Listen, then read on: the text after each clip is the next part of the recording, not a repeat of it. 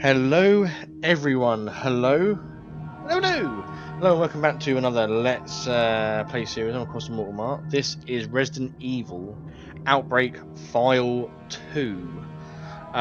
So there's actually a lot more in this game. At some point, by the way, if I can get the save data online, I'm going to try out different NPCs and stuff like that on this. But we've got the training ground to cover, which we're doing now. This is basically the same game, different scenarios, but there's a few more added extras you can do, which we'll go through in a minute. You've got Wild Things, Underbelly, which I fucking hate, by the way. Flashback, Love, Desperate Times, we revisit the RPD building, End of the Road, fan-fucking-tastic scenario. And we also got the 3 showdowns to do, and the 3 eliminations to do. Showdowns are like a boss gauntlet, eliminations is like an enemy gauntlet. But anyway, training ground. So welcome to Raccoon City, Rookie. Learn the basic controls as you see if you have what it takes to survive the zombie-infested streets. Now, I might pick someone who I don't really pick. I'm gonna pick David. Yeah. Partner, okay. Yeah. I'm just picking people I wouldn't really pick just because. Yes. Yes. Just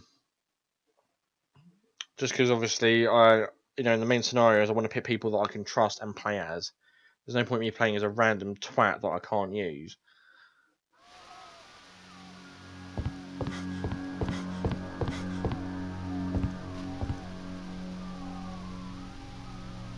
Ooh. So we're back here, where it all began for us in Resident Evil Outbreak. Attention. This training ground scenario is meant to help you grow accustomed to the game's control scheme. Your goal is to make it from this room to the roof. Finish the assignment that waits there to clear this scenario. Caution, the button displays in this tutorial reflect the default control settings. If there's changes made, okay, that's fine.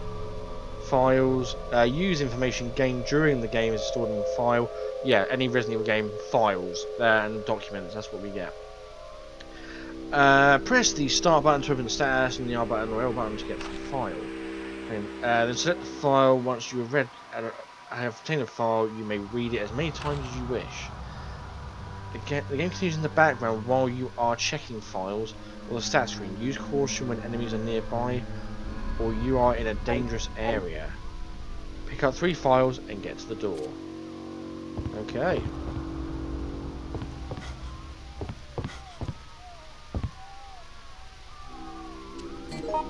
So David, full name David King, occupation plumber, brooding and taciturn. This handyman isn't one for small talk. One look in his eyes or the way he uses a knife portrays his storied past.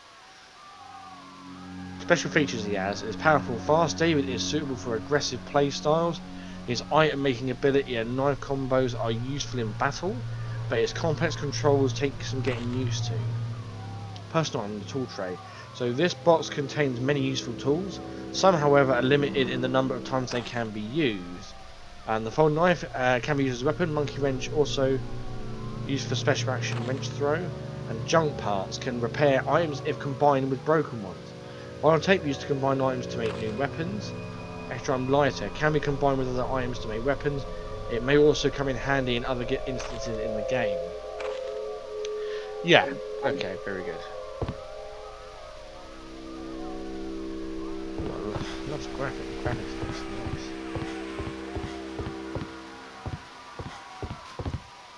Oh, there we go. The stat screen, so enemies and partners will continue to move even while this stat screen is open. If attacked, you will be returned to the normal screen. So yeah, damage, yeah, so green, unhurt, caution yellow, minor wounds, caution orange, minor wounds, danger red is grave wounds.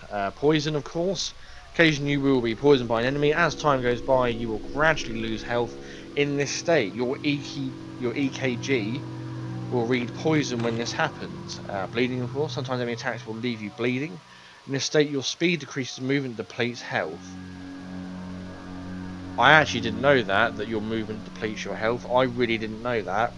Your EKG will rebleed in this state. Virus gauge, yeah, which virus gauge viewable from the stat screen measures your viral contamination, which means you will die. Crawling 1. If you take enough damage, you will hit the ground and begin to crawl. In this state, you are unable to attack or move from room to room. Crawling 2. While crawling, your rate of viral contamination increases in speed. To get back up, you must either use a recovery item or be helped to your feet by another player. And then you got the maps, yeah, so press the square button to call up a map showing all the rooms you have been to.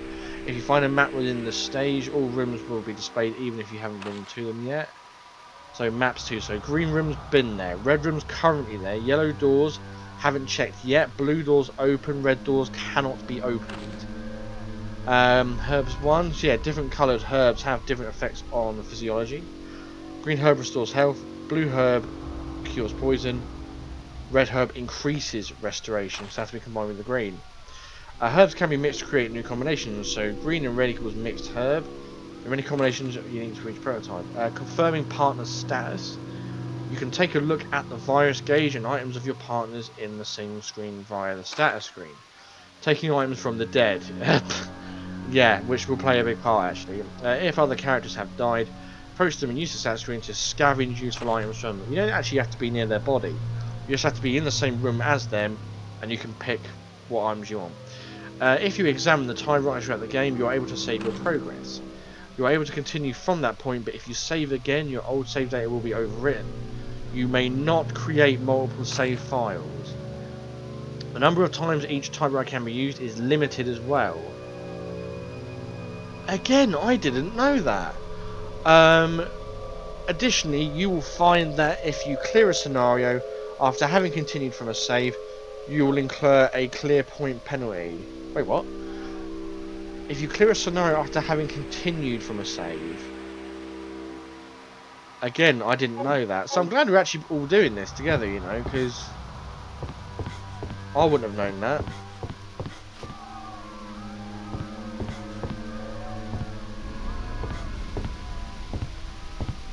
Oh. Stat screens. Enemies and partners will continue to move even while this screen is open. If attacked, you'll be returned to the normal screen. The buttons listed in the information apply to the default control type. Movement. Oh, here we go. Direction for... yeah, fine. The directional button controls are based on the position of the character, while the left analog stick controls are based on the overall presentation on the screen. Aiming and attacking. Hold the R1 button to prepare. Use the directional button or left analog stick to aim. Then the L1 button to cycle through targets. And the X button to attack. Reloading on combine a weapon with its appropriate ammunition on the stat screen, or press the L1 button.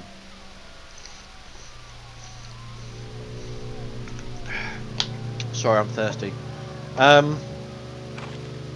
Each bullet loaded consumes time. There are items, however, that allow for a full reload in a fraction of time.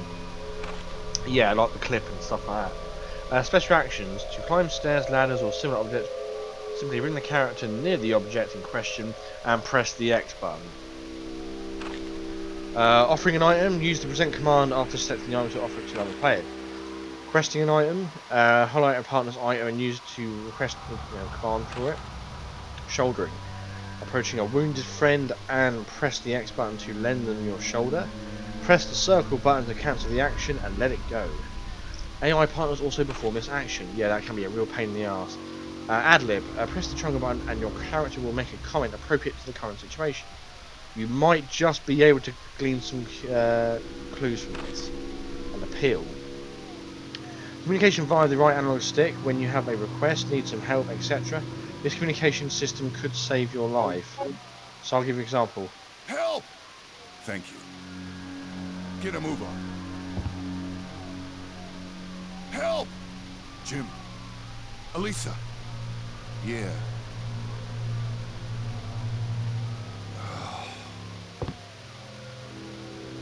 Right, we can't go in there. Can't go in there. Right, here we go.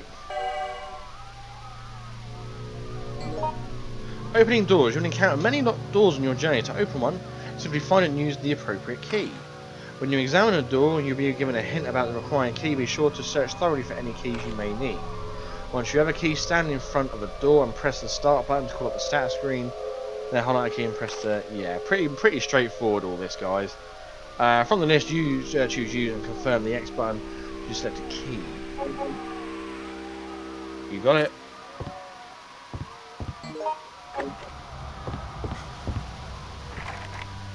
Yep, so we've got a staff room key. The staff room is locked. We've used the key. Or task to move to the next room. Okay. So the reason I'm doing this, I know some people might be like, look, we already know this, blah blah blah. There might be people new to the channel or new to the game, they've never seen this before. So if I go through it, obviously everyone can understand the same concept. Attention. Resident Evil Profile 2 is loaded with special moves and controls not found in the first game. Action aiming. By holding both the R1 and the L1, the player can walk while in attack mode using the directional button. You will aim automatically at the nearest enemy. Ground grab, so you are now able to pick up items on the ground while... Oh, that is a fucking lifesaver sometimes. Oh my god. Provided the item is on the same level as you. So as usual, simply press the X button nearest the desired item. The new appeal, sorry. Press the triangle button while holding the L2 button to issue an apology. This can be very useful when you have a slip up and you want to explain that it was an honest mistake. For me, I couldn't give a shit, but okay. The map ad-lib. On the map screen, press the square button. The name of the room is at the centre of the... to announce the name of the room. See, that can come in handy. File comments. On the file screen, choose file. You will comment on the current page you are viewing. You may just uncover some useful hints.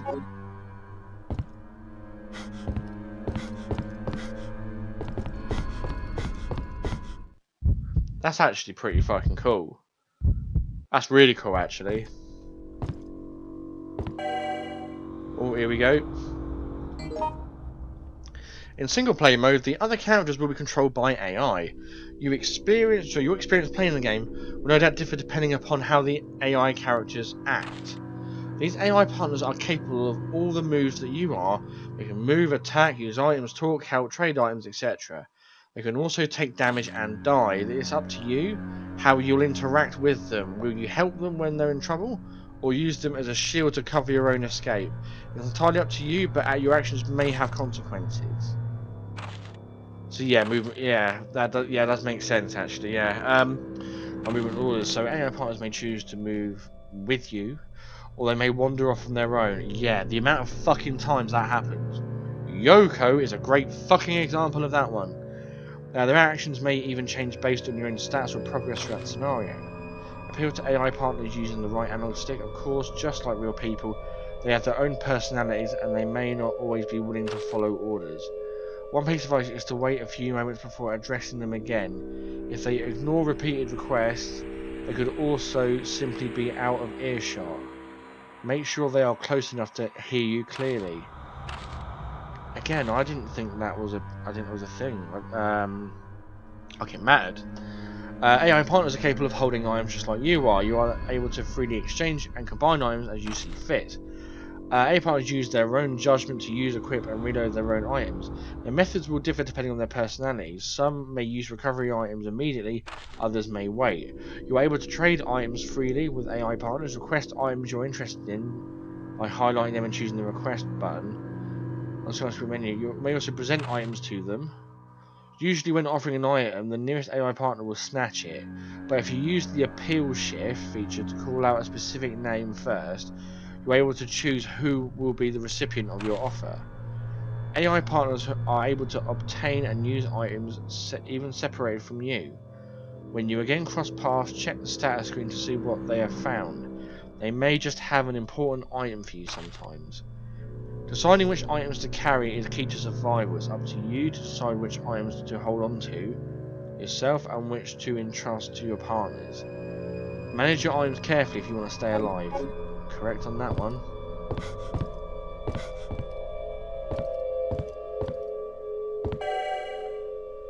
There we go. Showing up the injured, approach your crawling partner and press the X button to offer them support. Since the virus gauge builds faster while on the ground, it is a good idea to help them as soon as possible. You can also walk while supporting another character on your shoulder. Press the circle to release them and return to your normal state. Oh, and Ash has been boarded up. Well, good. Very good.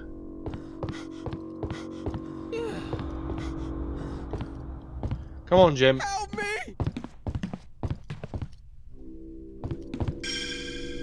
Nice, Jim. Nice. Oh, here we go. Remember to order an AI command of characters to use or hand over items during... Yeah, so this is a new one. Let's say they've got a health item and they're just not fucking using it and they're in the danger zone. You can actually tell them, use that item, and they will. Regardless of personalities as well. Which is quite nice. You're able to order... Yeah, we've already done that. Ask to use, highlight a partner's item... So yeah, this is actually going to demonstrate. So yeah, set the ask to use command and press the X button again. In this way you can order them to use that item. Of course, there are some instances where the command cannot be followed due to the nature of the item in question. Request, highlight the partner's item and select it with the X button. Then select the request command and press the X button again. In this way you can request that item. Remember that these AI controlled characters can and will occasionally refuse requests based on you, how well they get along with you. Yeah, it's basically more of the same what we had before. So why don't we... What if... What's going on?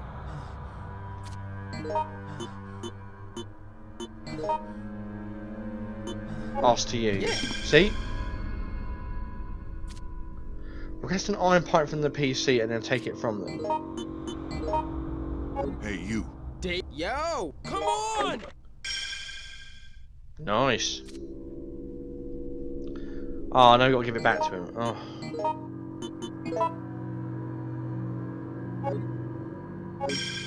I owe you one.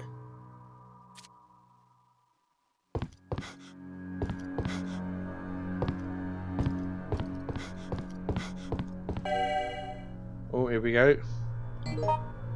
Opening doors are an instance in which you can open locked doors without a key. If you see a message the lock looks fragile, try breaking that door with attacks. If you're having a hard time finding a certain key and there are no enemies nearby who need your attention, you may want to try breaking down the door. Stronger weapons do the job faster.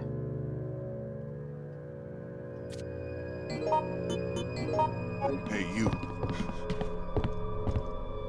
Yo! Fuck it, I'm taking it off him.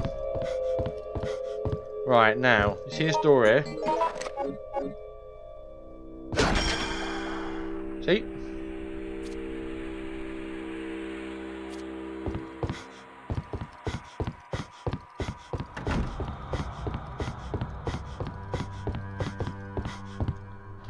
Doing pretty good so far. Obviously, I don't see any in the training level, but you know, it's there for people that may not have.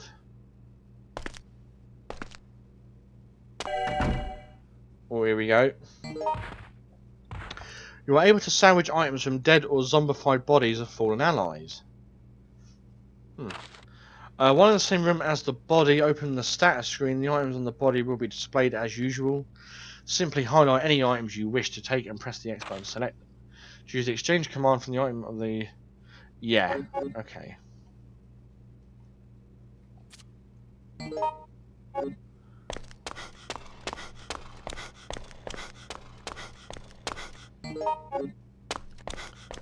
The question is, where is Alyssa?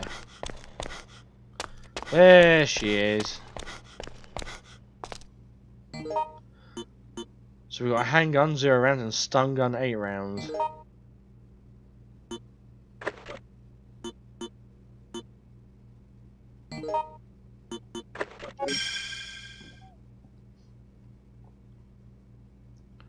She's moving. Reloading. Loading via the status screen your fire ammunition. You know, when you use this method, the weapon you... Okay.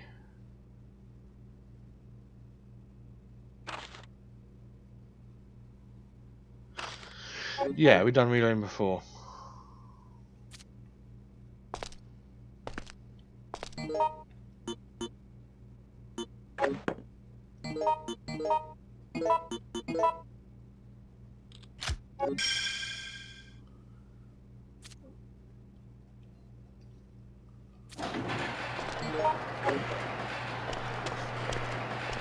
Oh nice, I don't have to climb all the way out there again.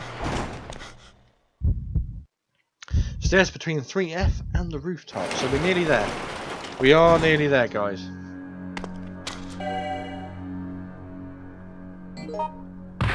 Ah!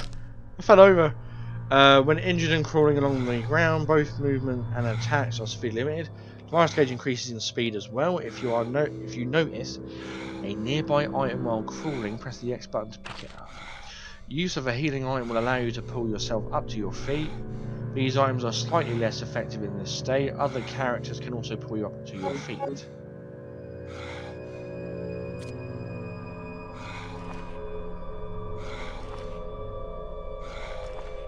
Yeah, see, it can get a little bit tricky sometimes. Oh, here we go.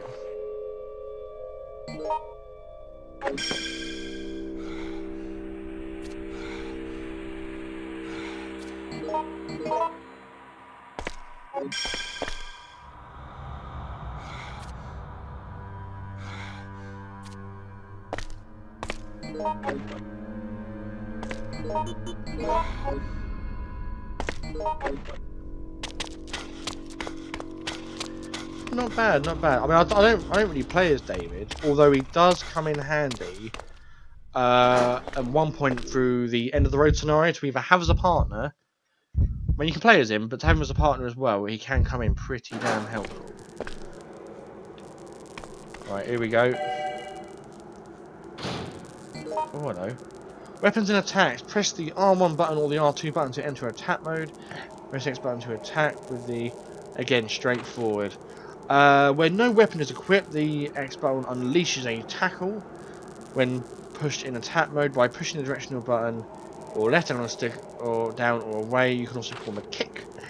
Press the R1 button while aim automatically at the nearest enemy. Press R2 will aim in the direction you are facing.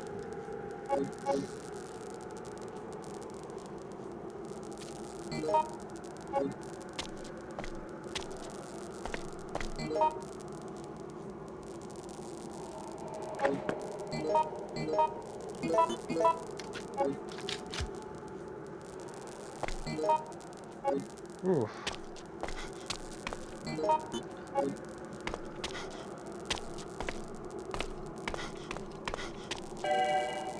Continue past this point and you'll need to fight enemies. Okay, thank you. Destroy the enemy.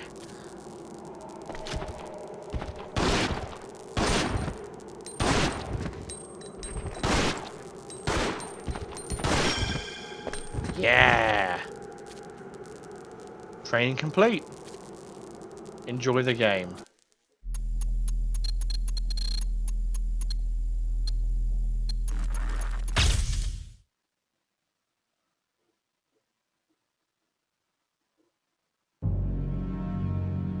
And there we are. But that's enough for this video. In the next video, we'll take care of wild things. See you next time.